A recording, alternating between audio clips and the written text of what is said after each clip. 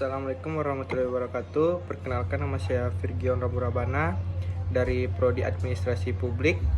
Di sini saya akan mereview jurnal dengan judul Dampak COVID-19 pada Pendidikan Indonesia seperti sekolah, keterampilan, dan pemerintah. Pandemi COVID-19 merupakan musibah yang memilukan seluruh penduduk bumi. Seluruh segmen kehidupan manusia di bumi terganggu, tanpa kecuali di dalam pendidikan. Banyak negara memutuskan untuk menutup sekolah, perguruan tinggi, maupun universitas, termasuk di Indonesia. Ada dua dampak bagi keberlangsungan pendidikan yang disebabkan oleh pandemi COVID-19 ini.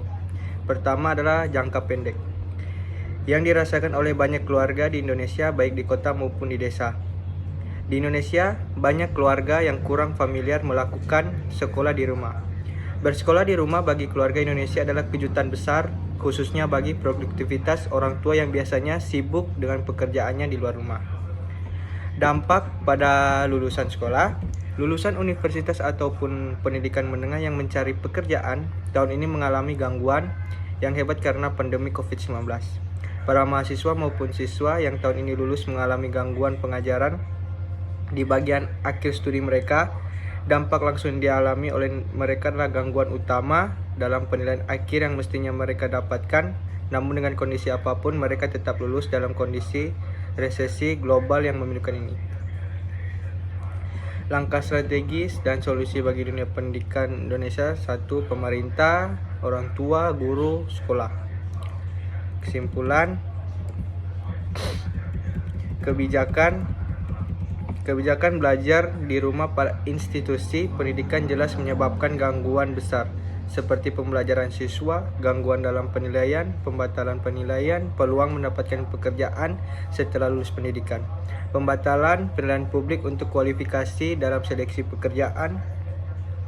Bagaimana seharusnya pemerintah Indonesia melakukan yang terbaik untuk penanganan ini?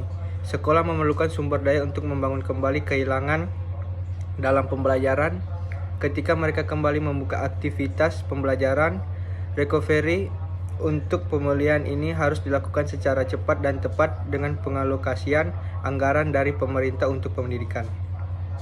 Pemangkasan birokrasi pendidikan segera dijalankan untuk menangani dampak COVID-19 ini bagi dunia pendidikan.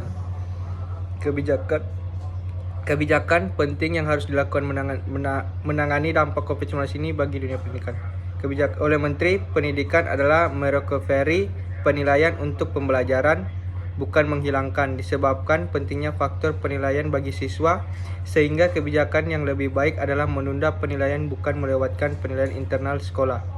Bagi lulusan baru, kebijakan harus mendukung masuknya para lulusan ke pasar kerja untuk menghindari periode pengangguran yang lebih lama. Sekian dari hasil review jurnal saya. Bila ada kesalahan kata mohon dimaafkan. Assalamualaikum warahmatullahi wabarakatuh.